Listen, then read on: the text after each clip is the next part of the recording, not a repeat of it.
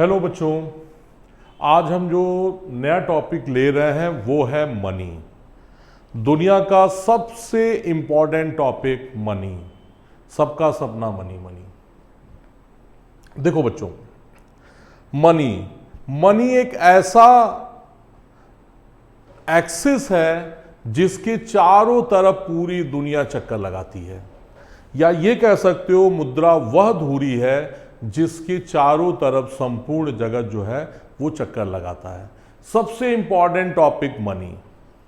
बहुत सारे लोगों का मानना है, जैसे फिजिक्स वालों का मानना है कि हमने पहिया बना दिया और व्हील बनाया जिसकी वजह से पंखे चलते हैं, कार चलता है। किसी लोगों का मानना है कि आग की खोज हुई तो आग की खोज से दुनिया बहुत ही ब्यूटीफुल, सुंदर हो गई। किसी का कुछ और मानना है, लेकिन मेरा मानना है कि दुनिया के सभी आविष्कारों में से, सभी इनोवेशन में से सबसे ज्यादा इंपॉर्टेंट इनोवेशन जो था वो था मनी। मनी, अगर ये सारी चीजें हटा दी जाए, पहिया, आग, पानी तो बहुत इंपॉर्टेंट चीज है, लेकिन इन सब आविष्कारों में से, और पानी का किसी ने आविष्कार नहीं किया, इन सभी आविष्कारों में से अगर सिर्फ हम मनी को हटा दें तो पूरा डेवलपमेंट जीरो हो जाएगा। एक आदमी जितना काम कर सकता उससे ज्यादा काम उससे कौन करा लेता है? मनी। जैसे एक गधे को आपको बहुत दूर तक ले जाना है पैदल, तो आपको उसको घास दिखाना होगा और थोड़ा थोड़ा घास उसको खिलाते भी रहना होगा, तभी वो गधा जो है आपके पीछे पीछे जाएगा। मैं एक सिर्फ एग्जाम्पल के रूप में ले रहा हूं। ऐसे ही हम ह्यूमन बीइंग भी हैं। मनी वो सपना है जिसको देख के, जिसके लालच में हम लगातार काम करते जा रहे हैं, और ये वर्ल्ड इतनी ब्यूटीफुल, इतना अच्छा, इतना डेवलपमेंट हमको दिखाई दे रहा है। तो बच्चों, मनी। अब हम बात करते हैं मनी है क्या। मनी होने के लिए 3 रिक्वायरमेंट्स बहुत जरूरी हैं। पहला, मनी वो है जो मनी का काम करे। मनी वो है जो गवर्नमेंट के द्वारा रिकॉग्नाइज हो। और तीसरा, मनी वो है जो सर्व स्वीकृत हो, जनरल एक्सेप्टेंस हो या जनरल एक्सेप्टेबिलिटी प्राप्त हो। 3 कंडीशन बच्चों फिर से सुन लीजिए। Authorise by the government, money वो है जो मनी का काम करे, और तीसरा, मनी एक ऐसी चीज है जो सर्व स्वीकृत हो। जैसे अगर हम 500 रुपए का नोट किसी को भी दे रहे हैं तो वो लेने को तैयार होगा। 500 रुपए के नोट की जगह अगर हम कुछ दूसरा सामान किसी को दे रहे हैं तो मे बी वो ले, मे बी वो रिजेक्ट कर सकता है। तो मनी होने के लिए 3 कंडीशन अगर फुलफिल होते हैं तो उस चीज को हम बोलेंगे मनी। अब हम बात करते हैं फंक्शन ऑफ मनी के। मनी के काम क्या है? मनी के मेन काम कौन कौन से हैं? जिसमें एक चीज जान लो बच्चों, मनी बनाया ही क्यों गया? मनी शब्द का जो पहली बार इस्तेमाल हुआ, मनी वर्ड आया मोनाटो से। मोनाटो मिस्र में धन की देवी को कहा जाता था, गॉडेस ऑफ वेल्थ। शायद अगर हम हिंदी में इजिप्ट में बात करते तो वहां कहा जाता मोनाटो मैया, जैसे हमारे यहां गॉडेस ऑफ वेल्थ लक्ष्मी मां है। तो मोनाटो वर्ड से बना मनी, क्योंकि मोनाटो के टेम्पल में ही सिक्कों की ढलैया होती थी, वहां से ये वर्ड निकल के आया मनी। मनी के मेन काम क्या है? और जब दुनिया आरंभ हुआ तो मनी नहीं था, तब भी लोगों का काम चल जाता था। तब क्या होता था? वस्तु विनिमय, जिसको हम कहते हैं बार्टर सिस्टम। कोई सामान हमने ली, उसके बदले में कोई सामान हमने दी, और ये बहुत दिनों से ऐसा चलता चला आ रहा था। लेकिन इसमें सबसे बड़ी समस्या क्या थी कि डबल को इंसिडेंस ऑफ वांट्स। जो चीज हमको चाहिए वही चीज दूसरा हमको देने वाला मिल जाए, और जो चीज हमारे पास एक्सेस है वही उस आदमी को भी चाहिए। साथ ही साथ मनी डिविजिबल है, बल्कि जो गुड्स होते थे वो डिविजिबल नहीं होते थे। जैसे एक आदमी के पास गाय है और गाय को देख के वो मिठाइयाँ लेना चाहता है, वो जूते लेना चाहता है, वो दवा लेना चाहता है। अब गाय लेके वो घूमना शुरू कर दिया। कोई भी उसको एक ऐसा आदमी मिलने की जो संभावना है वो बहुत कम है कि एक ऐसा आदमी उसको मिल जाए जो गाय लेना चाहता हो, बदले में दवाइयाँ, जूते, कपड़े, जो मिठाइयाँ, उसको जो चीज़ चाहिए वो चीज़ पूरा करे। और ये भी नहीं पॉसिबल है कि गाय डिविजिबल तो है नहीं कि गाय के कई पार्ट हम कर दें और एक पार्ट हम मिठाई वाले को दे दें, एक पार्ट जूते वाले को दे दें, एक पार्ट दवा वाले को दे दें। तो बहुत सारी प्रॉब्लम्स थी बार्टर सिस्टम में। इसी बार्टर सिस्टम का एक रिफॉर्म था, वो था मनी। मनी के मेनली हम फंक्शन की बात करते हैं। मनी के दो फंक्शन है, एक स्टैटिक फंक्शन ऑफ मनी, स्थैतिक कार्य, और दूसरा डायनेमिक फंक्शन ऑफ मनी। फिलहाल हम लोग आज के वीडियो में स्टैटिक पार्ट की ही हम डिस्कशन करते हैं। अब स्टैटिक पार्ट में भी दो पार्ट आ जाते हैं, एक होता है प्राइमरी फंक्शन ऑफ मनी और एक होता है secondary function of money. Primary function of money, किसी भी चीज का जो प्राइमरी फंक्शन होता है वो इसलिए होता है कि मेनली इसको बनाया ही उस काम के लिए गया। जैसे मनी बनाया ही गया विनिमय के लिए, एक्सचेंज करने के लिए।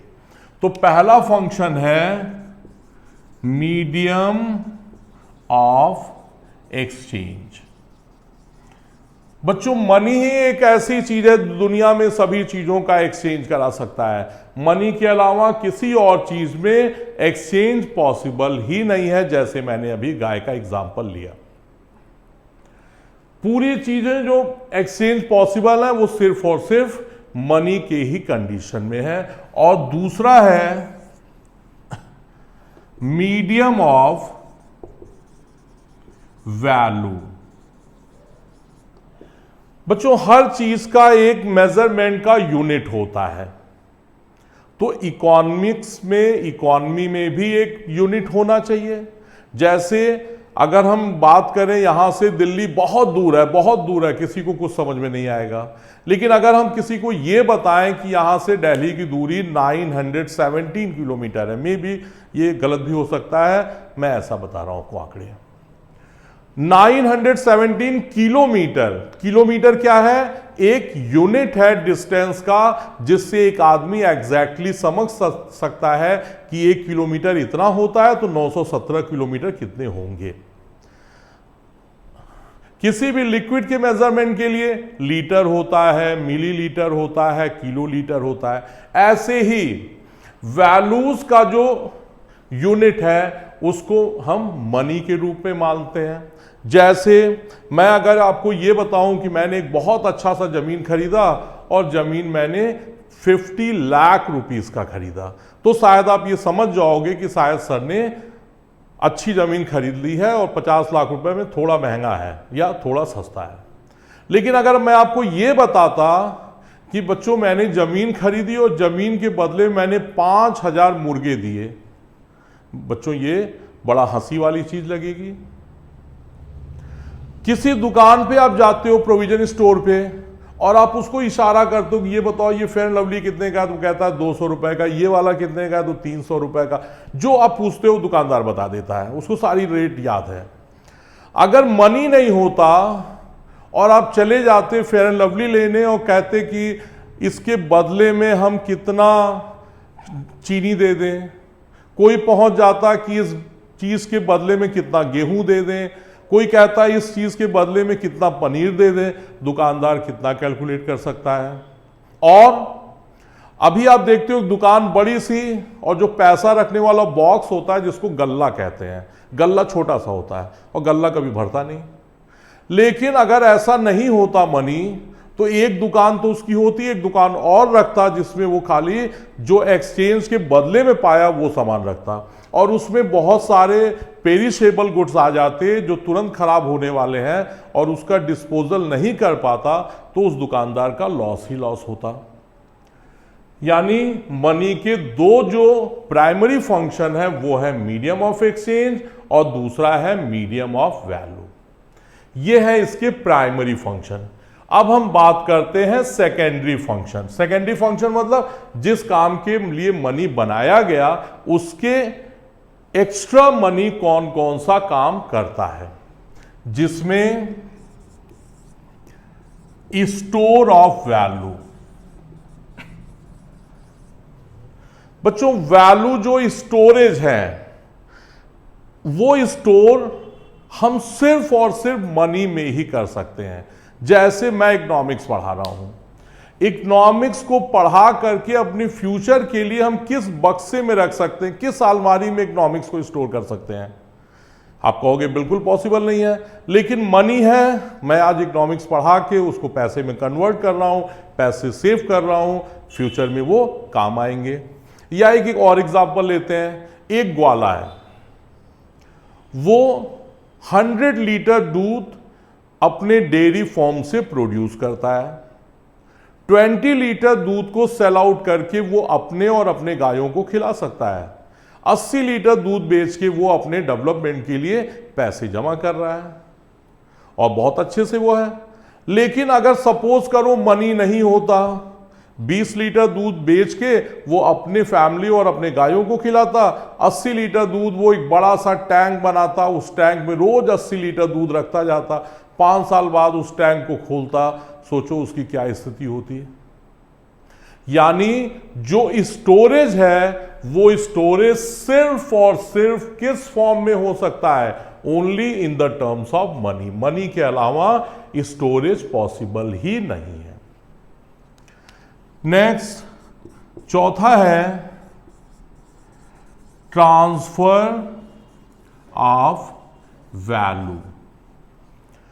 बच्चों जो भी हमारे एसेट्स का ट्रांसफर है वो ट्रांसफर सिर्फ और सिर्फ किसमें पॉसिबल है? Only in the terms of money. Money के अलावा हम ट्रांसफर अपने एसेट्स का, अपने वैल्यूज का कर ही नहीं सकते हैं। जैसे फॉर एग्जांपल एक आदमी है, उसका मकान है उत्तर प्रदेश के किसी शहर में और चेन्नई एक्सप्रेस मूवी देख के बड़ा वो खुश हो गया, वो चेन्नई रहना चाह रहा है। अब इतना इंस्पायर्ड हो गया कि वो चेन्नई पहुंच गया। अब अगर मनी नहीं है तो वो अपने घर को किस तरह से चेन्नई में शिफ्ट करेगा? ऐसा कोई भी तरीका है कि वो घर को उखड़वा के चेन्नई लेके भी पहुंच जाए तो चेन्नई में रखेगा कहां?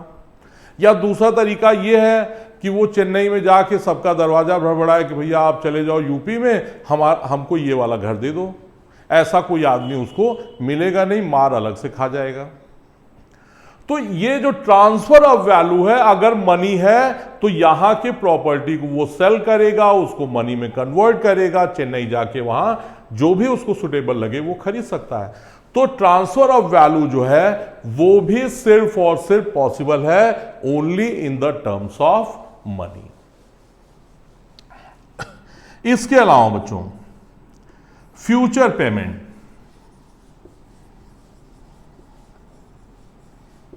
उधारी, आज बिजनेस का बहुत बड़ा बेस होता है उधार।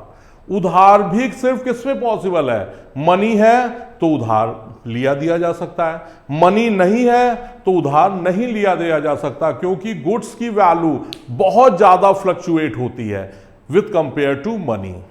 सपोज मैंने आपसे 5 किलो मटर उधार लिया, तब उधार लिया जब मटर 100 रुपए किलो है। मैंने आपसे 5 किलो मटर ले लिया, खूब मजे से खाया। कुछ दिन बाद जब मटर 20 रुपए किलो हो गया, मैंने आपका मटर वापस कर दिया। मैंने कहा अपना मटर ले जाओ, हम बहुत ईमानदार आदमी हैं। आप लेके चले गए। दोबारा फिर अगले साल ऐसी सिचुएशन आएगी, मैं आपके पास जाऊंगा तो आप ये कहोगे सर बैठिए चाय वाय पीजिए, मटर की बात मत कीजिएगा, क्योंकि इस कंडीशन में जो देने वाला है उसको अच्छा खासा लॉस हुआ। लेकिन अगर आपसे हम 500 रुपए उधार लेते और 1 महीने बाद वो 500 रुपए का नोट आपको वापस कर देते तो शायद आपके मन में कोई फीलिंग नहीं होता। तो ये थे मनी के मेन फंक्शन। अब हम बात करते हैं मनी होता कितने तरह का है। Types of money.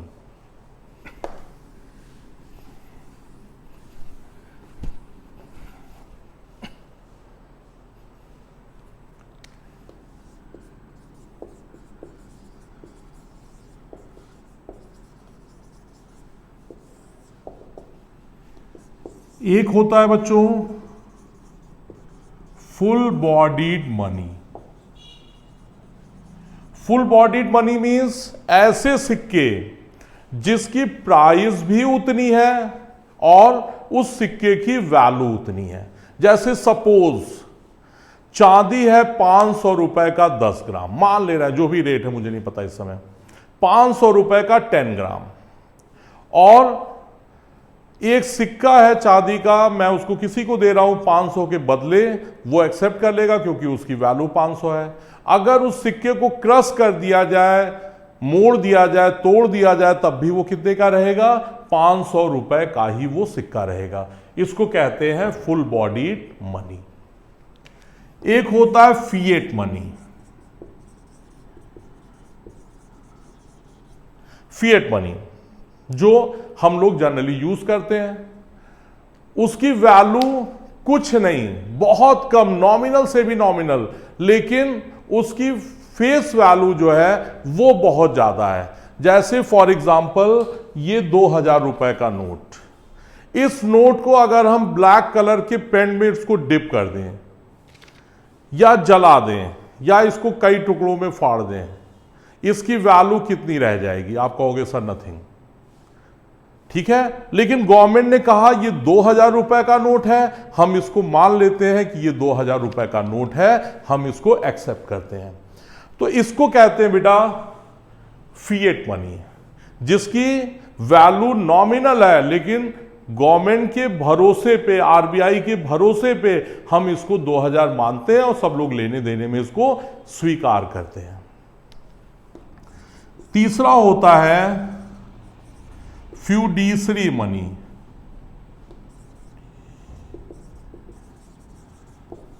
Fiduciary money ये सिर्फ पेई और पेयर, लेने वाले और देने वाले के भरोसे के ऊपर जो नोट रहता है उसको कहते हैं फ्यूडिशरी मनी। जैसे हम हैं और एक और आदमी, हम लोगों में लगातार ट्रांजैक्शन है, हम लोगों ने सिर्फ एक कागज के नोट को या किसी कॉइन को या किसी भी टुकड़े को मैंने कह दिया ये 500 है, जितने टुकड़े मेरे पास है उतने 500 रुपए तुम मुझको दोगे, जितने मेरे टुकड़े तुम्हारे पास हैं उतने रुपए हम आपको पे करेंगे। ये हमारे और उसके आपस के अंडरस्टैंडिंग पे है, इसको कहते हैं fiduciary money. Fourth credit money. Credit money भी वही है, इसकी वैल्यू बहुत कम होती है, लेकिन इसकी फेस वैल्यू जितना लिखा उतना हम इसको मान लेते हैं। ये होता है क्रेडिट मनी। नेक्स्ट एक और मनी आ गया है प्लास्टिक मनी, जिसमें आप एटीएम, बहुत सारे जो डिजिटली पेमेंट, ये सभी जो आते हैं वो आपके प्लास्टिक मनी के तहत आते हैं।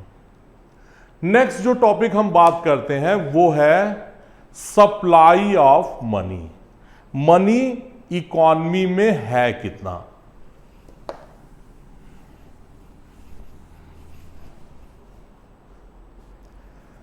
Next is the supply of money. देखो बच्चों, बड़ा आराम से पता करना बहुत इजी है कि हम जाके आरबीआई से पूछ लें कि आरबीआई बताओ कितने नोट आपने छापे हुए हैं, जितना नोट वो छापा हुआ है उतना ही मनी है।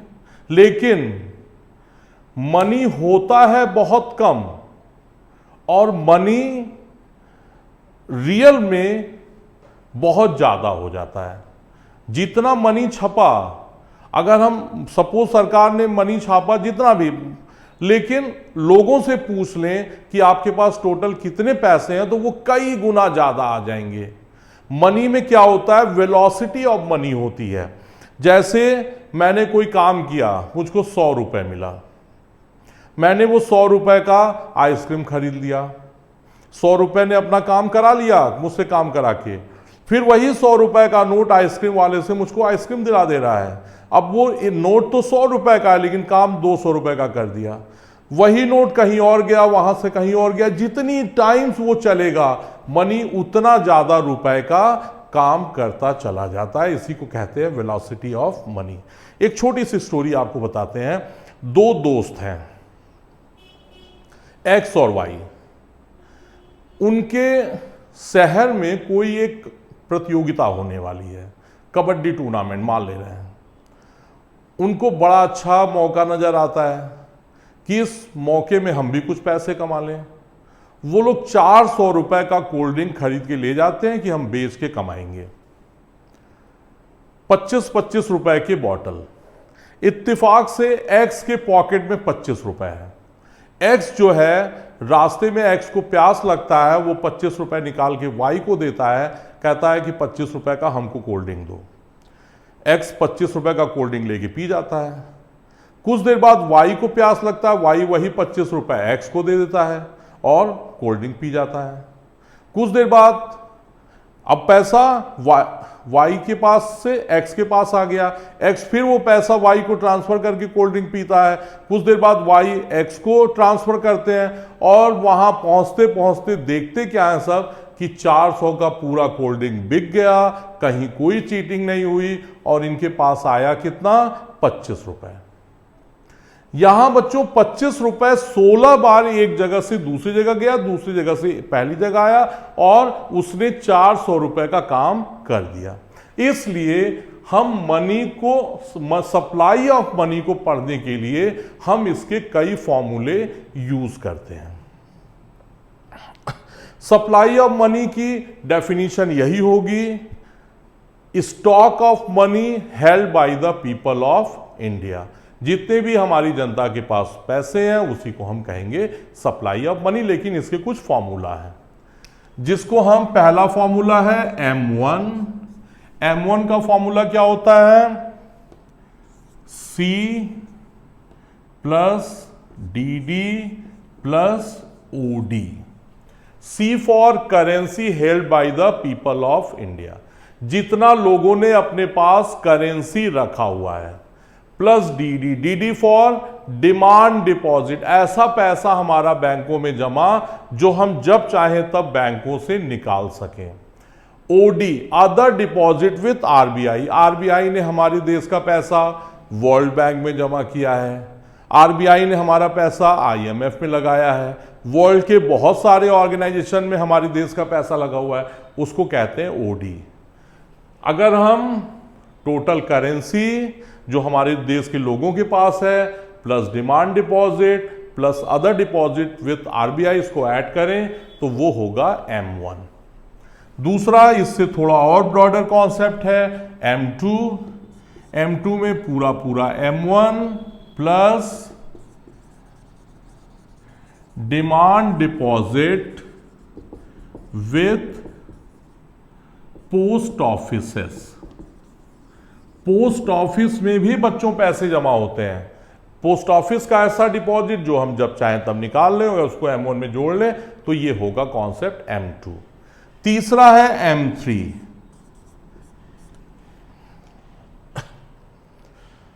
M3 को ही कहते हैं broader money. M3 equal to हो जाएगा M1 plus time deposit with commercial bank. हम यहां C भी लिख दे रहे हैं। टाइम डिपॉजिट का मतलब ऐसा पैसा हमारा बैंकों में जमा है जो एक समय अंतराल पे हम उसको निकाल सकते हैं। और लास्ट वन है M4 means M3 plus total deposit with post offices. Okay बच्चों, यहां ये मनी के सारे पॉइंट्स लगभग कंप्लीट हो रहे हैं। नेक्स्ट वीडियो हम आपके लिए लेके आएंगे वो होगा commercial bank and central bank banking. इस पॉइंट्स में अगर आपको कोई दिक्कत लगी हो, कोई परेशानी हो तो प्लीज उसको कमेंट में जरूर लिखिएगा। ओके बच्चों।